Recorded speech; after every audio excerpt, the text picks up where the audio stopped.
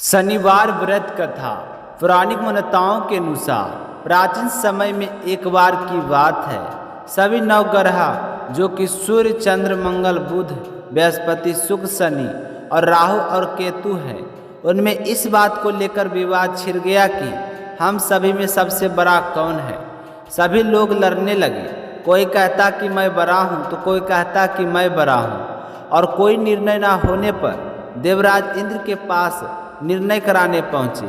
इंद्र इससे घबरा गए और इस निर्णय को देने में अपनी असमर्थता जताई, परंतु उन्होंने कहा कि इस समय पृथ्वी के पर राजा विक्रमादित्य हैं, जो कि अति न्यायप्रिय हैं, वहीं इसका निर्णय कर सकते हैं। सभी नवग्रह एक साथ राजा विक्रमादित्य के पास पहुँचे और अपना विवाद बताया, साथ ही निर्णय के लिए कहा।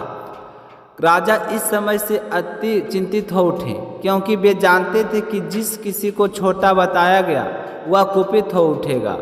तब राजा को एक उपाय सूझा। उन्होंने स्वर्ण, राजर, कांस्य, पीतल, सीसा, रांगा, जस्ता, अबरक और लोहे से 9 सिंहासन बनवाए और उन्हें क्रम से रख दिए। फिर उन सभी से निवेदन किया कि आप सभी अपने अपने सिंहासन पर स्थान ग्रहण करें। जो अंतिम सिंहासन पर बैठेगा वही सबसे छोटा होगा। लव सिंहासन सबसे बाद में होने के कारण शनिदेव सबसे बाद में बैठे तो वही सबसे छोटे कहलाए। उन्होंने सोचा कि राजा ने यह जानबूझकर किया है। उन्होंने कुपित होकर राजा से कहा, राजा तुम मुझे नहीं जानता। सूर्य एक राशि पर 1 महीना, चंद्रमा 2.25 महीना, मंगल 1.5 महीना और बृहस्पति 13 महीना, बुध और शुक्र 1 महीने विचरण करते हैं, परंतु मैं 2.5 से 7 साल तक रहता हूँ। बड़े बड़े को मैंने विनाश किया है। श्री रामचंद्र जी के 7.5 आने पर उन्हें वनवास हो गया। रावण के आने पर ही उनको लंका को बांदरों की सेना ने परास्त होना पड़ा। अब तुम सावधान रहना, क्योंकि अगला विपत्ति तुम पर आने वाला है। ऐसा कहकर कुपित होते हुए शनिदेव वहाँ से चले गए। अन्य देवता खुशी खुशी से वहाँ से गए। कुछ समय बाद राजा की 7.5 आई। तब शनिदेव घोड़े के सौदागर बनकर वहाँ आए। उनके साथ कई बढ़िया घोड़े थे। राजा ने यह समाचार सुनकर अपने अश्वपाल को अच्छे घोड़े खरीदने की आज्ञा दी। उसने कई अच्छे घोड़े खरीदे। वह एक सर्वोत्तम घोड़ा राजा की सवारी के लिए दिया। राजा जो ही उस पर बैठा, वह घोड़ा सरपट वन की ओर दौड़ पड़ा। वन में पहुंचकर वह अंतर्ध्यान हो गया और राजा भूखा प्यासा भटकता रहा। तब एक ग्वाले ने उसे पानी पिलाया। राजा ने प्रसन्न होकर उसे अपनी अंगूठी दे दी। वह अंगूठी देखकर राजा नगर को चल दिया और वहाँ अपना नाम उज्जैन निवासी बीका बताया। वहाँ एक सेठ की दुकान पर राजा ने जल इत्यादि पिया और कुछ विश्राम किया। भाग्यवश उस समय सेठ की बड़ी बिक्री हुई। सेठ उसे खाना आदि कराने खुश होकर अपने घर ले गया। वहाँ उसने एक खूंटी पर देखा कि एक हार टांगा है, जिसकी खूंटी निगल रही है। थोड़ी ही देर में पूरा गायब हो गया। जब सेठ वापस आया तो उसने देखा कि हार गायब है। उसने समझा कि बीका ने उसे चुराया है और उसने बीका को कोतवाल के पास पकड़वा दिया। फिर राजा ने उससे चोर समझकर हाथ पैर कटवा दिए और वह चौरंगी वन में गया और नगर के बाहर फेंकवा दिया गया। वहाँ से एक तेली निकल रहा था, जिसे दया आई और उसने बीका को अपनी गाड़ी में बैठा लिया। वह अपनी जेब से बैलों को हाँकने लगा। उस समय तक राजा की शनि दशा समाप्त हो गई। वर्षा काल आने पर वह मल्हार गाने लगा। तब वह जिस नगर में था वहाँ की राजकुमारी मन भावनी को यह मल्हार इतना भाया कि उसने मन ही मन प्रण कर लिया कि उसे मल्हार गाने वाले से ही ब्याह करेगी।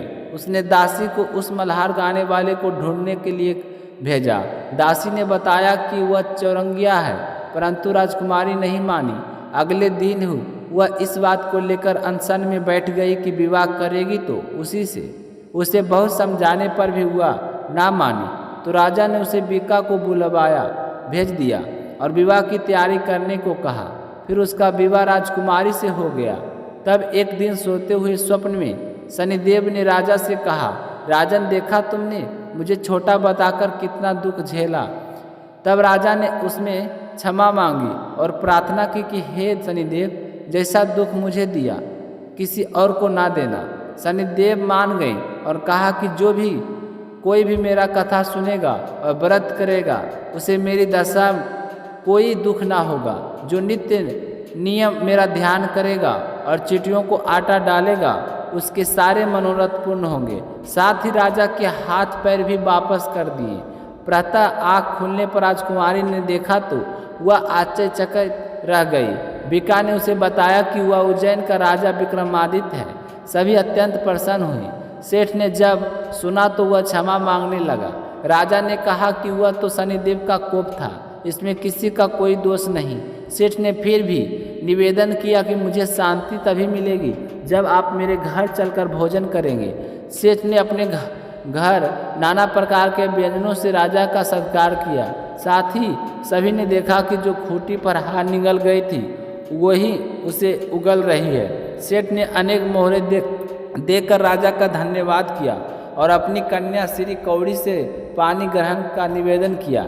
राजा का संघर्ष स्वीकार किया। कुछ समय पश्चात राजा ने दोनों रानियों मनभावनी और श्री कौरी सहित उज्जैन नगरी को चल दिए। वहाँ के पूर्ववासियों ने सीमा पर ही उनका स्वागत किया। सारे नगर में दीप जलाए गए और खुशियाँ मनाई गई। राजा ने घोषणा की कि मैंने शनिदेव को सबसे छोटा बताया था, जबकि असल में वह सर्वोपरि है। तब से सारे राज्य में शनिदेव की पूजा और कथा नियमित होने लगी। सारी प्रजा ने बहुत समय खुशी और आनंद से साथ बिताया। जो कि शनिदेव के इस कथा को सुनता या पढ़ता है उसके सारे दुख दूर हो जाते हैं। तो बोलिए शनिदेव महाराज की जय हो।